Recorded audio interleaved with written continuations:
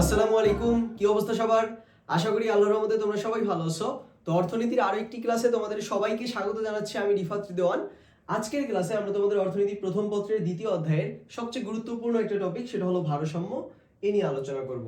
তো চলো শুরু করি। ভারসাম্য বলতে আসলে কি বোঝায়? ভারসাম্য বলতে কি বোঝায়? তো দেখো, একটা দাঁড়িপাল্লার কথাই চিন্তা করো, যে এটা একটা দাঁড়িপাল্লা মনে করো। তো এই দাঁড়িপাল্লার এদিকেও কিছু থাকে, এদিকে শিল থাকে, বা আবার ওদিকে কি থাকে, তুমি যে দ্রব্য কিনতে চাও সেটা থাকে। তারপর মনে করো এই দুইটা দ্রব্য যখন সমান হয়, তখন কিন্তু এই দাঁড়িপাল্লার যে একটা লাঠি থাকে, ওই লাঠি বা একটা কাঠি যে থাকে, ওই কাঠিটা তখন কি হয়? সোজা হয়। তো ভারসাম্য বলতে আসলে এটাই বোঝায় যে দুই দিক থেকে দুইটা বিপরীত বস্তু যখন একই সাথে ভারসাম্যতা অর্জন করে বা একই সাথে স্থিতাবস্থা অর্জন করে, তখন ওই অবস্থাকেই কিন্তু আমরা কি বলি? ভারসাম্য বলি। আচ্ছা, তো দেখো, দুই বা ততোধিক বিপরীতমুখী শক্তির পারস্পরিক ক্রিয়া প্রতিক্রিয়ার ফলে যদি ওই শক্তিগুলো একটি স্থিতাবস্থায় উপনীত হয়, যেখান থেকে তাদের বিচ্যুত হওয়ার কোনো প্রবণতা থাকে না, তাকে কি বলে? ভারসাম্য বলে। অনেক জটিল লাগলো? কিচ্ছু করার নেই, সহজ হয়ে যাবে, চিন্তা নেই। তো দেখো, অথবা ভারসাম্য বলতে বিভিন্ন সম্পর্কযুক্ত চলকসমূহের পারস্পরিক ক্রিয়া প্রতিক্রিয়ার মাধ্যমে স্থিতাবস্থা অর্জন করাকে বোঝায়। তো দেখো, যে ভারসাম্য বলতে কি বোঝায়? দেখো, যে বিভিন্ন সম্পর্কযুক্ত চলক সমূহের মধ্যকার একটা পারস্পরিক ক্রিয়া প্রতিক্রিয়া হবে। যেমন যদি আমরা উদাহরণ দেওয়া যায় চাহিদা ও যোগানের উদাহরণ। তো দেখো, চাহিদার একটা সমীকরণ থাকে, বা চাহিদার আলাদা আলাদা আলাদা চলক থাকে, যোগানের আলাদা আলাদা চলক থাকে। তো দেখো, এই চাহিদা এবং যোগানের দুইটা পৃথক পৃথক চলকের সেট, এই দুইটা পৃথক পৃথক চলকের সেটের দেখো মধ্যকার ক্রিয়া প্রতিক্রিয়ার ফলে কি কি নির্ণয় হয়? ভারসাম্য দাম নির্ণয় হয় এবং ভারসাম্য পরিমাণ নির্ণয় হয়। ভারসাম্য দাম নির্ণয় হয় এবং ভারসাম্য পরিমাণ নির্ণয় হয়। তাহলে দেখো, চাহিদা এবং যোগান দুই বিপরীতমুখী জিনিস, বা দুই বিপরীত মেরুর জিনিস।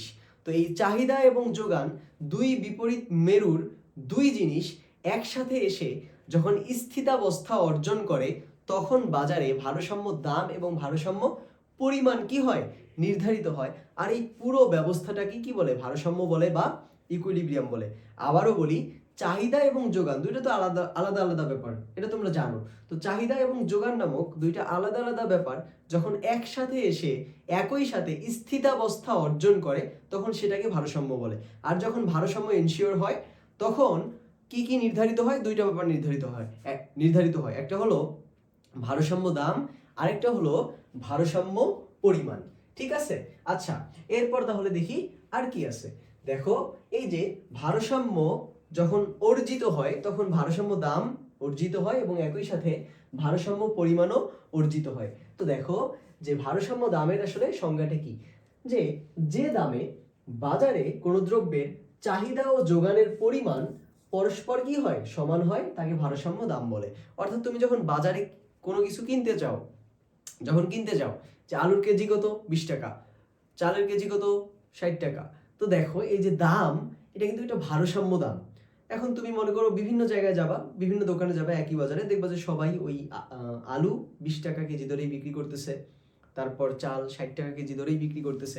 তো এই যে একটা দাম যে নির্ধারিত হলো, এই দামটা হলো ভারসাম্য দাম। এই দামটা কি? ভারসাম্য দাম।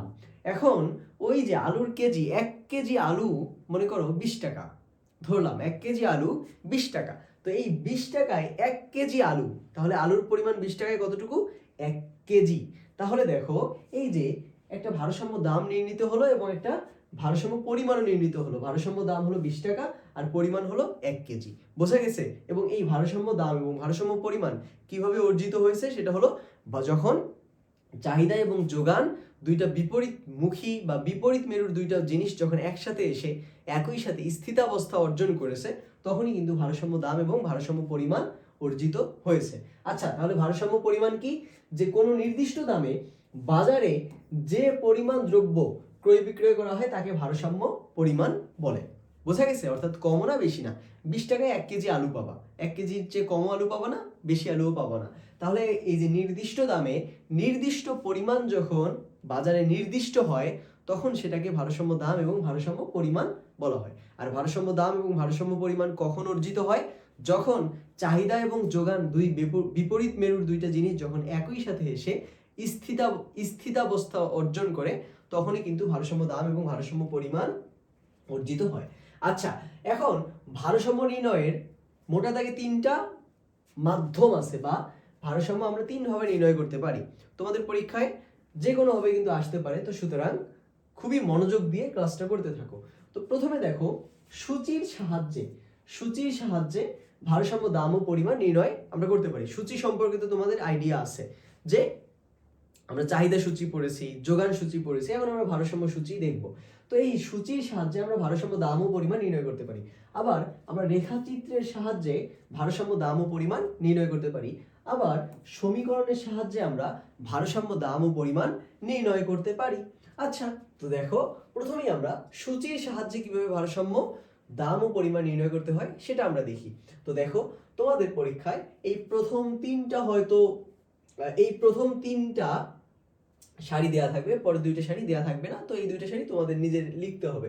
তো দেখো, প্রথমে সারিতে কি আছে? দ্রব্যের দাম আছে, এরপর চাহিদার পরিমাণ, এরপর যোগানের পরিমাণ দেয়া আছে।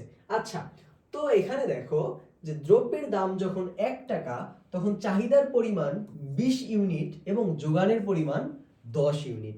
তার মানে দ্রব্যের দাম যখন 1 টাকা, তখন চাহিদা বেশি, যোগান কম।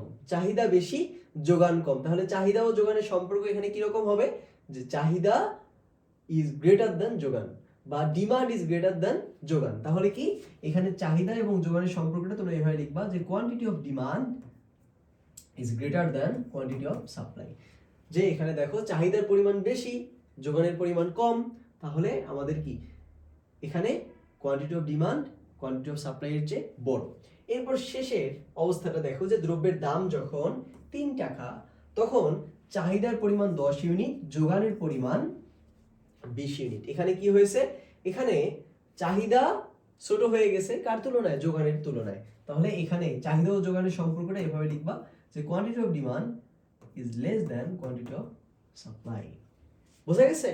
তাহলে এই মাঝের অবস্থাটা দেখো যে যখন দ্রব্যের দাম যখন 2 টাকা, দ্রব্যের দাম যখন কত টাকা? 2 টাকা, তখন দেখো দ্রব্যের দাম যখন 2 টাকা, তখন চাহিদার পরিমাণও 15 ইউনিট বা 15 একক, যোগানের পরিমাণও 15 একক। তাহলে এখানে চাহিদা ও যোগানের সম্পর্ক কি? এখানে চাহিদা ও যোগানের সম্পর্ক হলো দুইটাই পরস্পরের সমান। তাহলে দেখো আমরা তিনটা অবস্থা দেখলাম। একটা অবস্থায় চাহিদা সাপ্লাইয়ের চেয়ে যোগানের চেয়ে বেশি, আরেকটা অবস্থায় চাহিদা যোগানের চেয়ে কম, আরেকটা অবস্থায় চাহিদা এবং যোগান দুইটাই পরস্পরের সমান। তাহলে এই প্রথম অবস্থায়, এই তিন অবস্থায় দামের অবস্থা, বাজারে যে দামের অবস্থা সেটা আসলে কি রকম হবে? আমরা তো পরিমাণ পাইছি, পাইছি না? আমরা পরিমাণও পাইছি। তাহলে এই দাম পাইলাম, পরিমাণ পাইলাম, তাহলে এখন দামের অবস্থাটা এই যে বিভিন্ন যে চাহিদা ও যোগানের সম্পর্ক, কোন ক্ষেত্রে দামের অবস্থা কিরকম হবে? তো দেখো, বাজারে যখন দ্রব্যের যে চাহিদা, সেই চাহিদা যখন যোগানের চেয়ে বেশি, চাহিদা যোগানের চেয়ে যখন বেশি, তখন দামের অবস্থা হলো দাম বৃদ্ধি পাবে। দাম কি হবে? দাম বৃদ্ধি পাবে, দাম বৃদ্ধি পাবে। অর্থাৎ বাজারে যখন যোগানের চেয়ে চাহিদা যখন অনেক বেশি থাকে, তখন কি দাম বৃদ্ধি পাবে। বোঝা গেছে? এটা তো একদম স্বাভাবিকভাবে আমরা তো আমাদের রিয়েল লাইফেই দেখতে পারি যে বাজারে যখন কোনো পণ্যের সরবরাহ কম, যোগান কম, তখন ওই পণ্যের দাম বিক্রেতারা অনেক বাড়িয়ে দেয়। এটা স্বাভাবিক ব্যাপার। তাহলে আমরা বুঝতে পারি যে যখন কোনো দ্রব্যের যোগানের চেয়ে চাহিদা যদি বেশি হয়, তাহলে ওই অবস্থায় দাম বৃদ্ধি পাবে। এখন এই শেষের অবস্থাটা দেখি যে যখন দ্রব্যের দাম 3 টাকা এবং চাহিদা যোগানের চেয়ে কম, তো এই ক্ষেত্রে কি হবে? যেহেতু চাহিদা বেশি, যেহেতু যোগান বেশি, চাহিদা কম, যোগান বেশি হওয়ার কারণে তখন দাম হ্রাস পাবে। যোগান বেশি, চাহিদা কম, এই কারণে কি দাম হ্রাস পাবে। তাহলে এখানে দামের অবস্থা হবে কি? যে দাম হ্রাস পাবে। দাম কি হবে? হ্রাস পাবে। তাহলে এই মাঝের যে অবস্থাটা আছে এটা সবচেয়ে গুরুত্বপূর্ণ। মাঝের যে অবস্থা, যে দাম যখন দ্রব্যের দাম যখন 2 টাকা, চাহিদাও 15 একক এবং যোগানও 15 একক, অর্থাৎ এখানে কোয়ান্টিটি অফ ডিমান্ড এবং কোয়ান্টিটি অফ সাপ্লাই, চাহিদার পরিমাণ যোগানের পরিমাণ দুইটাই পরস্পরের সমান। তাহলে এখানে দাম হবে কি? ভারসাম্য দাম। এখানে কি হবে? ভারসাম্য দাম এখানে নিশ্চিত হবে। তাহলে দেখো এই যে আমরা সূচির সাহায্যে ভারসাম্য দাম ও পরিমাণ নির্ণয় করতে পারলাম। তাহলে এই যে সূচির সাহায্যে আমরা বলতে পারি যে ভারসাম্য দাম, তাহলে আমাদের ভারসাম্য দাম কত?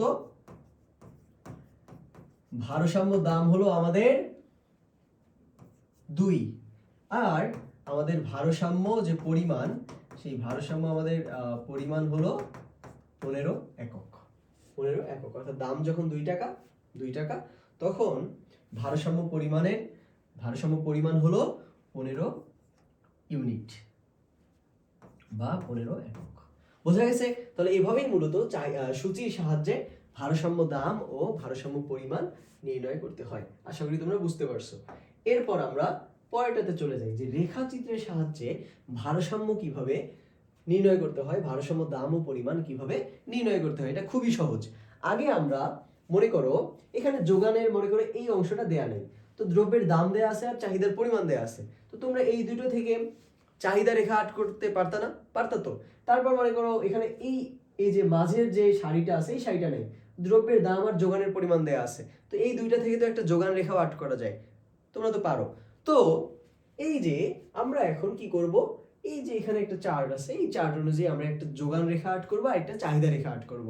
এবং যোগান রেখা এবং চাহিদা রেখা যে জায়গায় পরস্পরকে ছেদ করবে ওই জায়গায় আমরা কি পাবো? ইকুইলিব্রিয়াম পাবো বা ভারসাম্য পাবো। আচ্ছা, সব বুঝলাম। তো এখন আমরা চেষ্টা করি, দেখি পারি কিনা। তো দেখো এখানে দ্রব্যের দাম দেয়া আছে এবং চাহিদার পরিমাণ দেয়া আছে। তাহলে আমরা কি করব? প্রথমেই আমরা একটা চাহিদা রেখা আট করার চেষ্টা করব। আচ্ছা, তাহলে আমরা এখানে কি করলাম? আমরা এই উপরে দিলাম প্রাইস এবং এখানে আমরা দিলাম কোয়ান্টিটি অফ ডিমান্ড। কি দিলাম? Quantity of demand. তাহলে দ্রব্যের দাম কি রকম আছে? 1, 2, 3 হলো। এরপর চাহিদার পরিমাণ 10, 15, 20 হতে পারে। তাহলে দেখো এই যে চাহিদার পরিমাণ 10, 15, 20 ইউনিট আমরা দিলাম। তাহলে এরপর কি হবে? যে দ্রব্যের দাম যখন 1 টাকা তখন চাহিদার পরিমাণ হলো 20 ইউনিট। 20 ইউনিট, অর্থাৎ দ্রব্যের দাম যখন সবচেয়ে কম তখন চাহিদা সবচেয়ে বেশি। আচ্ছা, আর তোমরা যেহেতু পরীক্ষায় ওভাবে মেপে গ্রাফটা করতে হয় না, তো এই জন্য তোমরা চাহিদা রেখাটা আট করার জন্য তোমরা একটা ট্রিক ফলো করতে পারো। সেটা কি? সেটা হলো যে তোমরা এই যে এরকম রেখা এরকম সূচি থেকে যখন চাহিদা রেখা আট করবা, তখন তোমরা প্রথমে এই যে প্রথম যে সারিটা থাকবে, প্রথম যে রো থাকবে, ওই রো এর তোমরা যে দাম থাকবে এবং পরিমাণ থাকবে ওটা আট করে নিলা। তাহলে এই যে প্রথম সারির বা প্রথম যে রো আছে, এই রো এর দ্রব্যের দাম যখন 1 টাকা তখন চাহিদার পরিমাণ 20 ইউনিট তুমি এই যে দেখাইলা। এরপর কি করবা? এরপর দ্রব্যের এই যে শেষের যেটা আছে এটা তুমি দেখবা যে যখন দ্রব্যের দাম যখন 3 টাকা তখন চাহিদার পরিমাণ 10 ইউনিট। তাহলে এটা তুমি আট করো, 3 টাকা চাহিদার পরিমাণ 10 ইউনিট, এবং এই সোজায় এখন তুমি একটা রেখা নিয়ে নাও।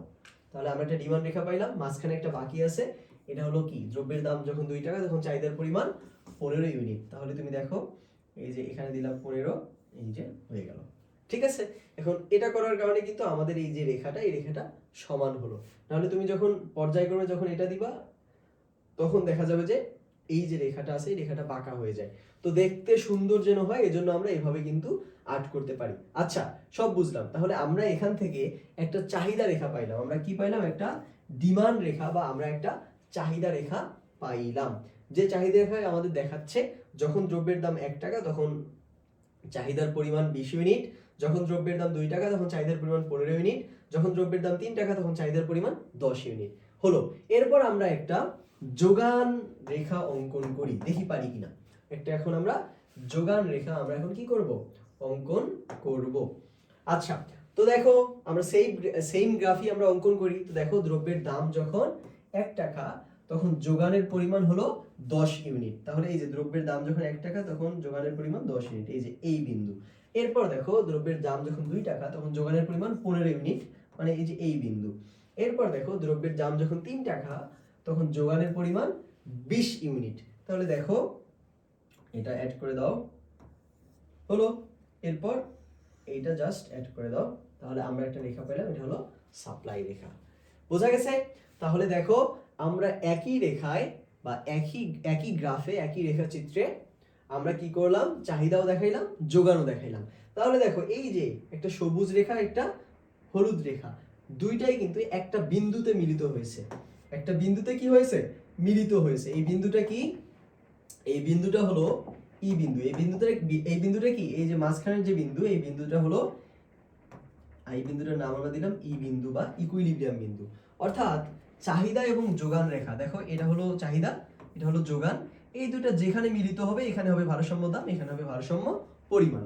তাহলে দেখো এখানে এই বিন্দুতে চাহিদা রেখা এবং ডিমান্ড রেখা যেহেতু একসাথে মিলিত হয়েছে বা ছেদ করেছে একে অপরকে, সুতরাং এই বিন্দুতেই কিন্তু আমাদের ইকুইলিব্রিয়াম দাম এবং পরিমাণ নির্ণয় হবে বা অর্জিত হবে। তাহলে এই ই বিন্দুতেই কিন্তু আমাদের যে ইকুইলিব্রিয়াম দাম সেটা হলো কত, 2 টাকা, এবং ইকুইলিব্রিয়াম আমাদের পরিমাণ হলো 15 ইউনিট। ঠিক আছে, আচ্ছা, তো এখানে দেখো আর দুইটা ব্যাপার তোমাদের খেয়াল রাখতে হবে, যেটা হলো আমরা আগে পড়েছি যে সাপ্লাই যদি বেশি হয় তখন সেটাকে আমরা বলি সারপ্লাস। কি বলি? সারপ্লাস, মানে উদ্ধৃতি হচ্ছে। আর যখন আমাদের সাপ্লাই যখন কম হয়, সাপ্লাই কম কিন্তু ডিমান্ড আমাদের বেশি, তখন সেটাকে আমরা বলি শর্টেজ বা কমতি হচ্ছে। বোঝা গেছে? তাহলে সারপ্লাস এবং শর্টেজ কোনটাকে বলে এটা তোমাদের বুঝতে হবে। তাহলে আমরা যদি এই চিত্রের মাধ্যমে এটা দেখাই, যে দেখো দাম যখন 3 টাকা তখন চাহিদা এখানে আর যোগান হলো আমাদের অনেক বেশি, তাই না? যে চাহিদার তখন পরিমাণ হলো 10 ইউনিট, কিন্তু যোগান, বাজারে যোগান আছে 20 ইউনিট পর্যন্ত। তাহলে এখানে আমাদের যোগান বেশি, তো যোগান যেহেতু বেশি, তাহলে এই অংশতে আমাদের দেখাচ্ছে কি, সারপ্লাস দেখাচ্ছে। কি দেখাচ্ছে? সারপ্লাস দেখাচ্ছে। আচ্ছা, তাহলে শর্টেজ কোথায় দেখায়? শর্টেজ দেখায় দেখো এই যে এই অংশটাতে শর্টেজ দেখায়। কিভাবে? যে দেখো এখানে চাহিদা হলো, এই পণ্যের চাহিদা হলো 20 ইউনিট, কিন্তু বাজারে যোগান আছে 10 ইউনিট। তাহলে এই যে অংশটুকু যে আছে, এই অংশটুকুতে মূলত দেখাচ্ছে কি, শর্টেজ দেখাচ্ছে। কি দেখাচ্ছে? শর্টেজ বা ওই পণ্যের যোগানের স্বল্পতা দেখাচ্ছে। বোঝা গেছে? তাহলে দেখো আমরা একই রেখাচিত্রে আমরা চাহিদা অঙ্কন করলাম, যোগান অঙ্কন করলাম, এবং এই চাহিদা এবং যোগান যে স্থানে মিলিত হয় সেটাকে আমরা ই দিয়ে আমরা ডিফাইন করলাম, দেখালাম, এবং এই ই বিন্দুতেই ইকুইলিব্রিয়াম দাম এবং ভারসাম্য অর্জিত হয়, এবং ইকুইলিব্রিয়াম দাম হলো 2 টাকা, ইকুইলিব্রিয়াম ভারসাম্য হলো 15 ইউনিট, এবং যেখানে চাহিদার চেয়ে যোগান বেশি সেখানে হবে সারপ্লাস, এবং যেখানে চাহিদার চেয়ে যোগান কম সেখানে হবে কি, শর্টেজ বা যোগানের কমতি। তো এই হলো রেখাচিত্রের সাহায্যে ভারসাম্য দাম ও পরিমাণ নির্ণয়, একেবারেই ইজি। আচ্ছা, এরপর তাহলে দেখো কি আছে। তো আচ্ছা, এরপর দেখো যে যোগান স্থির থেকে চাহিদার পরিবর্তন হতে পারে। অর্থাৎ আমরা যে ভারসাম্যর যে রেখাচিত্র অঙ্কন করলাম, তো ওই রেখাচিত্রের মধ্যে এখন আমরা বিভিন্ন পরিবর্তন এনে এনে দেখব কি রকম হয়।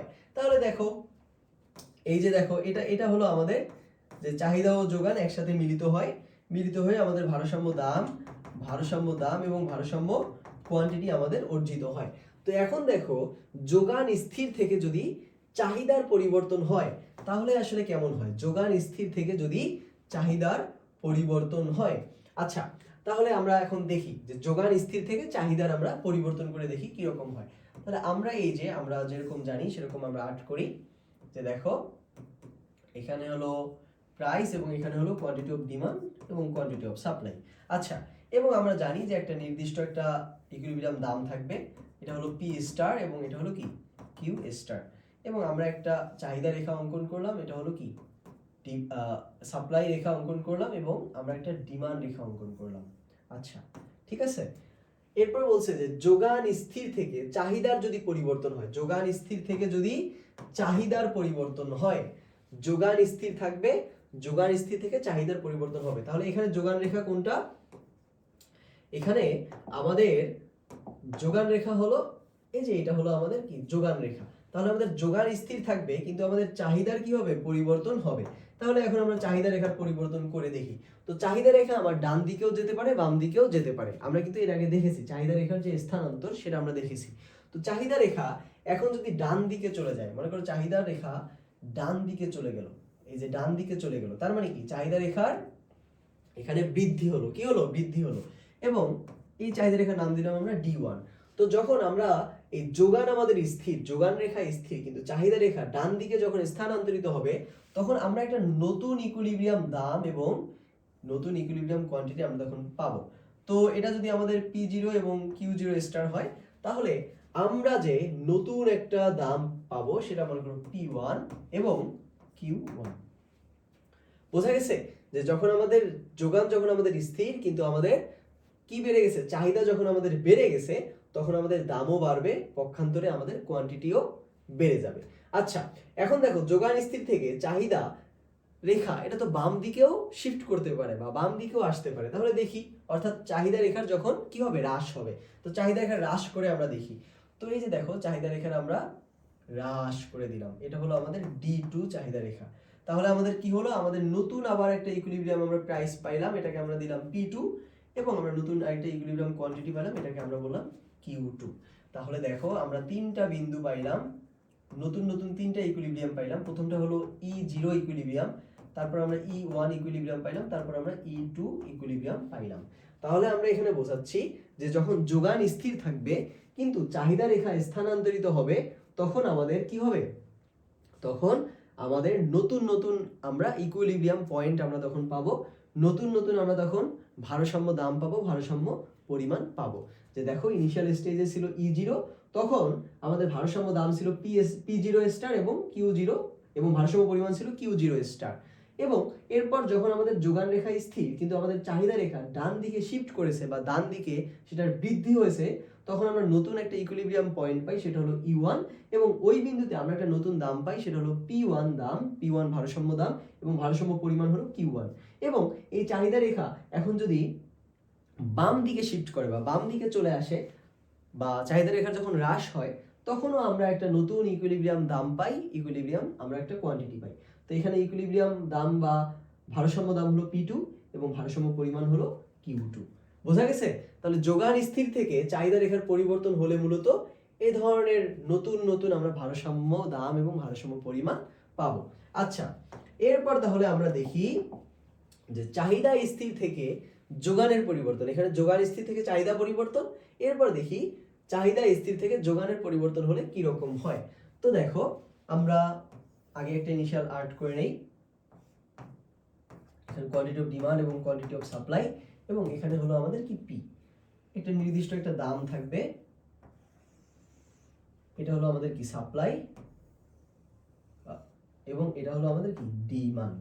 তো আমাদের চাহিদা স্থির থাকবে এবং কি যোগানের পরিবর্তন হবে। আচ্ছা, এখানে তাহলে আমাদের কি মনে করো এটা P1, মনে করো এটা P0 এবং Q0, অর্থাৎ ইনিশিয়াল স্টেজে আমরা যে ইকুইলিব্রিয়াম পাই এই ইকুইলিব্রিয়াম পয়েন্টটা হলো E0, এবং ওই ইকুইলিব্রিয়াম পয়েন্টের সমান্তরালে বা সমানে আমরা ভারসাম্য দাম পাই, সেটা হলো P0, এবং ভারসাম্য পরিমাণ পাই, সেটা হলো কি Q0। তো এখন বলা হচ্ছে যে চাহিদা স্থির থেকে যোগানের পরিবর্তন হবে। তো এই যে চাহিদা যে রেখাটা আছে, ডি যে রেখাটা আছে, চাহিদা যে রেখা, এই রেখাটা এখন স্থির থাকবে, পরিবর্তন হবে যোগানের রেখা। তো যোগান রেখা ডান দিকেও স্থানান্তরিত হতে পারে, বাম দিকেও স্থানান্তরিত হতে পারে, আমরা দুইটাই দেখব। তো যোগান রেখা যদি ডান দিকে স্থানান্তরিত হয়, মনে করি যে যোগান রেখা ডান দিকে স্থানান্তরিত হলো, আমরা S1 যোগান রেখা পাইলাম, এবং এই যোগান রেখা এবং আগের পুরানো যে চাহিদা রেখা যে বিন্দুতে মিলিত হয়েছে, আমরা এখানে একটা নতুন ইকুইলিব্রিয়াম পাইলাম, সেটা হলো E1।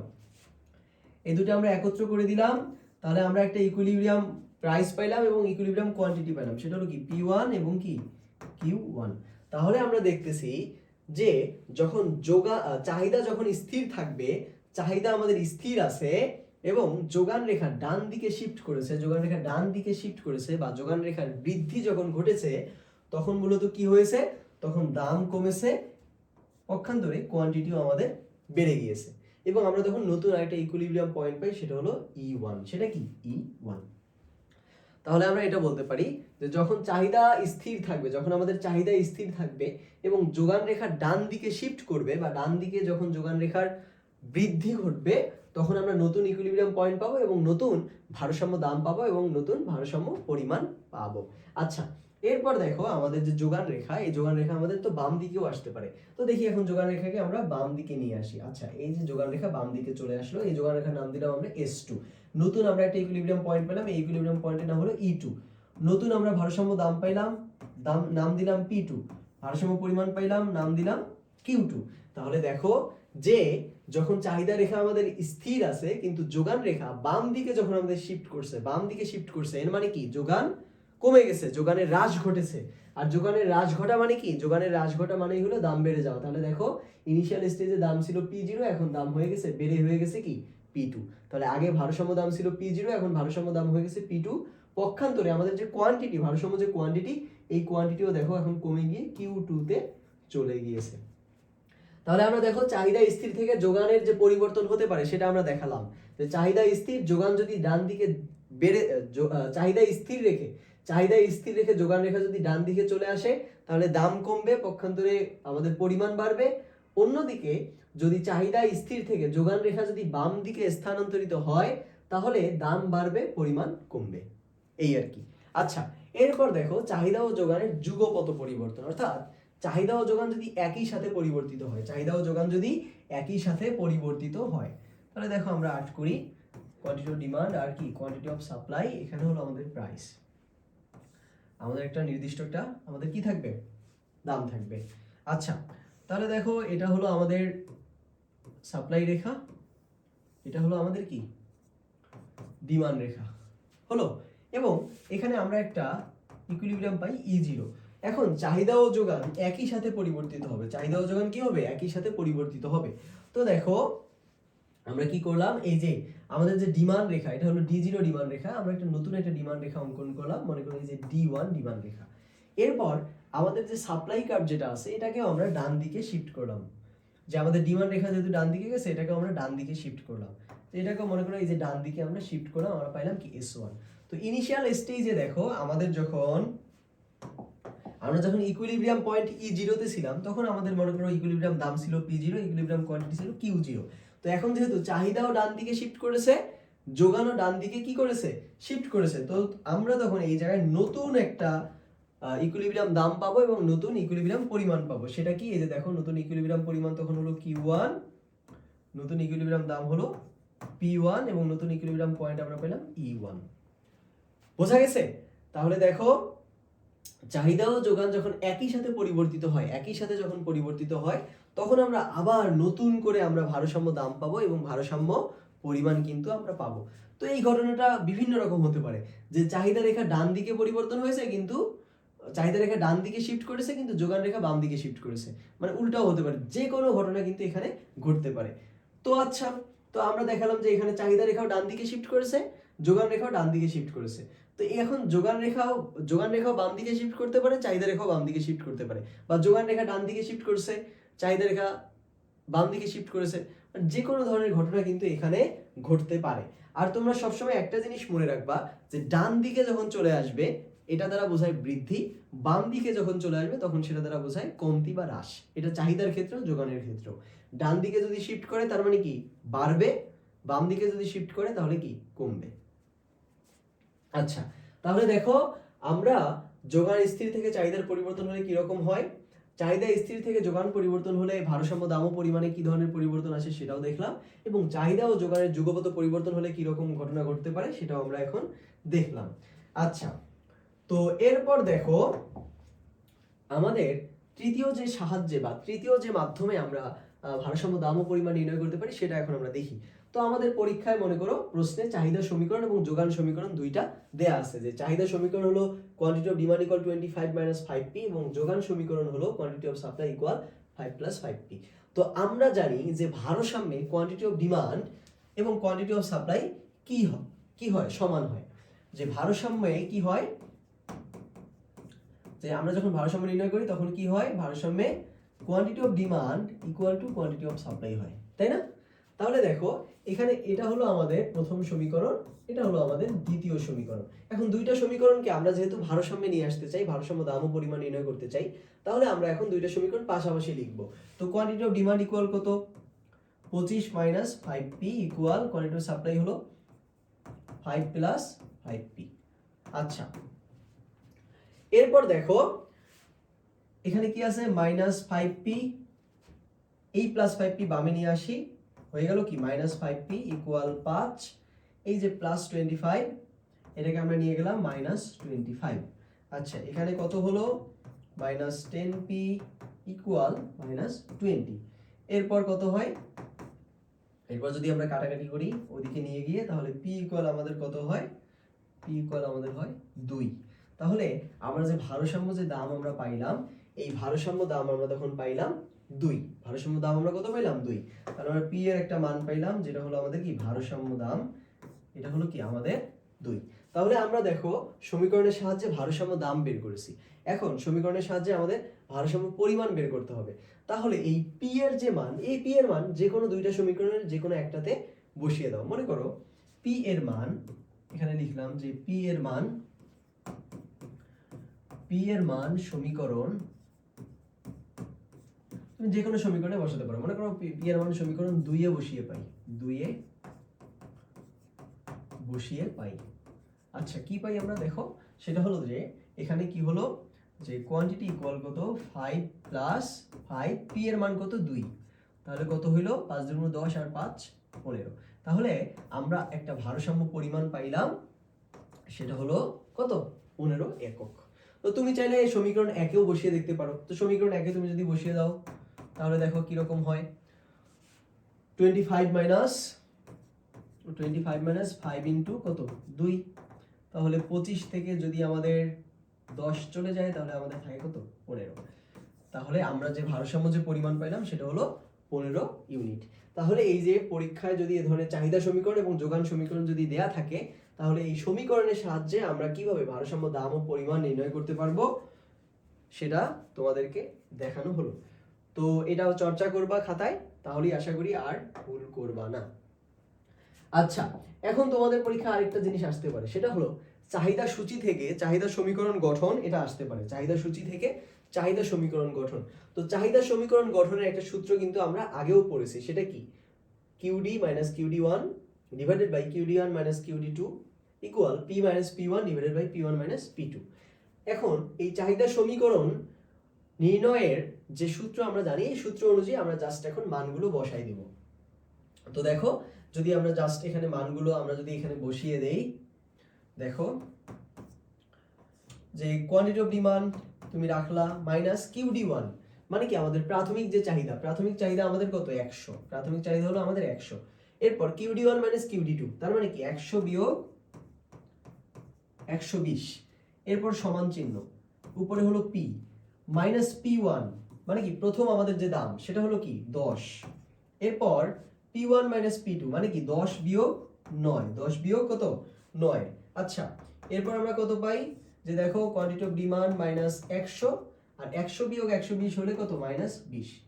এরপর দেখো P মাইনাস 10, আর নিচে থাকে কত 1, দিলেও হয় না দিলেও হয়।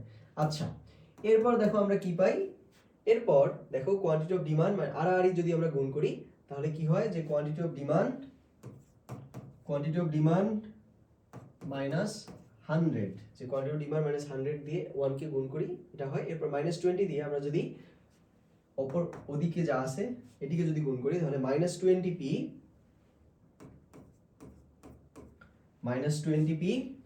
এবং কত হলো মাইনাস 20 এবং মাইনাস 10 যদি আমরা গুণ করি মাইনাস মাইনাস প্লাস, এবং এখানে হয় কত 200।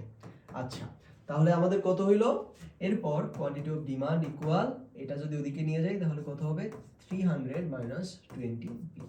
তাহলে দেখো আমরা একটা কি পাইলাম, আমরা একটা চাহিদা সমীকরণ পাইলাম, সেটা হলো quantity of demand equal 300 minus 20p। Just এই সূত্র অনুযায়ী আমরা মানগুলো বসিয়ে দিয়েছি, তাহলেই কিন্তু আমরা একটা চাহিদা সমীকরণ গঠন করতে পারলাম। তো তোমাদের পরীক্ষায় এরকম চাহিদা সূচি দেওয়া থাকতে পারে, ওখান থেকে বলবে যে চাহিদা সমীকরণ গঠন করো, জাস্ট সূত্র অনুযায়ী তোমরা জাস্ট মানগুলো বসিয়ে দিয়ে ক্যালকুলেশন করবে, তাহলেই কিন্তু চাহিদা সমীকরণ গঠন করা হয়ে যাবে। আচ্ছা এরপর দেখো, এরপর একটা যোগান সূচি দিয়ে বলবে যে এই যোগান সূচি থেকে যোগান সমীকরণ কি করো, বের করো, গঠন করো। তাহলে কি হবে যে দেখো একটা যোগানের একটা কি দেয়া আছে, এখানে সূচি দেয়া আছে, তো আমরা জাস্ট মানগুলো বসাই দিব, আর কিচ্ছু করব না। তো দেখো যেরকম ভাবে আমরা চাহিদা সমীকরণ গঠন করেছি ঠিক একই ভাবে আমরা এখন যোগান সমীকরণও গঠন করব। আচ্ছা তাহলে দেখো এখানে কি আছে যে quantity of supply minus QS1, অর্থাৎ কি আমাদের প্রাথমিক যে যোগানের পরিমাণ সেটা, তাহলে হবে কত 100, QS1 মাইনাস QS2, মানে কি 100 বিয়োগ 120 সমান চিহ্ন। এরপর দেখো P মাইনাস P1, P1 হলো কি আমাদের প্রাথমিক যে দাম সেটা অর্থাৎ 10, এরপর P1 মাইনাস P2 অর্থাৎ 10 বিয়োগ 12 হলো। এখন জাস্ট কি করব, ক্যালকুলেশন করব। এরপর দেখো কিউএস মাইনাস 100 এটা তো থাকলো, দেখো কিউএস মাইনাস 100 থাকলো। 100 থেকে 120 থেকে 100 মাইনাস 120 থেকে 100 চলে গেলে কত থাকে? মাইনাস 20। এরপর দেখো P minus 100 P minus 10 P minus 10 থাকলো। এরপর 10 এখানে থাকে কত? মাইনাস 2। আচ্ছা, তাহলে এখন যদি আমরা আড়াআড়ি গুণ করি তাহলে আমাদের কি হয় দেখো, যে minus 2 QS minus plus 200 equal minus 20 P minus plus 200। আচ্ছা, এরপর দেখো এই 200 কে ওদিকে নিয়ে গেলে কাটাকাটি হয়ে যায়, তাহলে আমাদের কি থাকে? Minus 2 QS equal minus 20 P. এরপর আমাদের কোয়ান্টিটি অফ সাপ্লাই ইকুয়াল থাকে কত? কাটাকাটি করলে কত হয়? 10 পি। তাহলে দেখো আমরা এখান থেকে একটা যোগান সমীকরণ আমরা বের করতে পারলাম, যে এই যোগান সূচি থেকে আমরা একটা যোগান সমীকরণ আমরা গঠন করলাম, সেটা হলো quantity of supply equal 10 P. তাহলে দেখো এই যে একটা চাহিদা সূচি থেকে আমরা কি করলাম? চাহিদা সূচি থেকে আমরা চাহিদা সমীকরণ গঠন করলাম এবং যোগান সূচি থেকে আমরা একটা যোগান সমীকরণ গঠন করলাম। এখন যদি তোমাকে বলা হয় যে তোমাকে দুইটা সমীকরণ দেওয়া হয়েছে বা আমরা দুইটা সমীকরণ পাইছি, একটা হলো চাহিদা সমীকরণ, একটা হলো কি যোগান সমীকরণ। এখন তোমাকে যদি বলা হয় যে এই দুইটা সমীকরণ থেকেই তুমি ভারসাম্য নির্ণয় করো, তাহলে কি পারবা? আমার বিশ্বাস যে তুমি পারবা। দেখো সেটাই কিন্তু এখানে বলা হয়েছে যে আমরা ওই চাহিদা সূচি এবং যোগান সূচি থেকে আমরা যে দুইটা সমীকরণ পাইলাম, এখন ওই দুইটা সমীকরণ থেকে আমাদেরকে কি করতে হবে? ভারসাম্য নির্ণয় করতে হবে। তাহলে আমরা জাস্ট কি করব? এখানে চাহিদা সমীকরণ দেওয়া আছে, যোগান সমীকরণ দেওয়া আছে। আমরা জানি যে ভারসাম্য যখন হয়, তখন কি হয়? ভারসাম্য যখন হয় তখন কোয়ান্টিটি অফ ডিমান্ড ইকুয়াল কি হয়? কোয়ান্টিটি অফ সাপ্লাই হয়। তো জাস্ট এই মানগুলো বসাই দিবা, বসাই দিয়ে একটা পি এর ভ্যালু পাবা এবং পি এর ভ্যালু পেয়ে ওই পি এর ভ্যালুটা জাস্ট কি করবা? এই যে কোনো একটা সমীকরণে বসাই দিবা। মনে করো এটা সমীকরণ 1, এটা সমীকরণ 2। আচ্ছা, তো যে কোনো একটা সমীকরণে বসাই দিলেই কিন্তু তখন তুমি ভারসাম্য কোয়ান্টিটিও পেয়ে যাবে। তো এটা দেখিয়েছি, তো এটা তোমাদের বাড়ির কাজ। তোমরা এই ক্লাসটা করার পরপরই খাতা কলম নিয়ে বসবা, বসে এই যে চাহিদা সমীকরণ এবং যোগান সমীকরণ আছে, এই চাহিদা এবং যোগান সমীকরণ থেকে তোমরা ভারসাম্য নির্ণয় করবা। তো এটা যদি করো তাহলে কিন্তু তোমাদের ভারসাম্যের যে পার্ট যেটুকু আছে, অনেক ভয় করো তোমরা, ভয় পাওয়ার কিচ্ছু নাই। এটাতে কিন্তু পরীক্ষায় আসে, সৃজনশীল প্রশ্ন আসে। তো এটা ভারসাম্য খুবই গুরুত্বপূর্ণ, খুবই মনোযোগ দিয়ে পড়ো। আর লাস্টের এই যে ভারসাম্য নির্ণয়ের যে দুইটা সমীকরণ আছে, এই দুইটা সমীকরণ থেকে ভারসাম্য নির্ণয় করার চেষ্টা করো। তাহলে আশা করি তোমাদের ভারসাম্য রিলেটেড যত ভয় ভীতি সব কেটে যাবে ইনশাল্লাহ। সবাই ভালো থাকিও। আসসালামু আলাইকুম।